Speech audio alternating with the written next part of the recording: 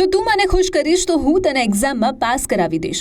બધી રાતે પોતાની હવસની ભૂખ ઠારવા માટે લંપટ ગુરુએ પોતાની દીકરી સમાન શિષ્યાને બીભત્સ મેસેજ કર્યા છે. ધ્યાનથી જુઓ, આ એ જ પ્રોફેસર જજ અને એક નહીં પણ આ અગાઉ પણ કેટલીક વિદ્યાર્થીનીઓને આમ જ મેસેજ કર્યા છે.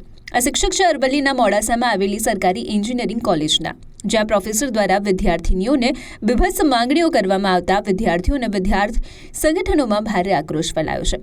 માહિતી મુજબ આ પ્રોફેસરે છેલ્લા એક અઠવાડિયામાં 3 જેટલી વિદ્યાર્થીનીઓને વોટ્સએપ પર બીભત્સ મેસેજ કર્યા હોવાની ચોંકાવનારી વાત સામે આવી છે અને તેની ચેટના સ્ક્રીનશોટ પણ વાયરલ થયા છે, જે તમે જોઈ રહ્યા છો.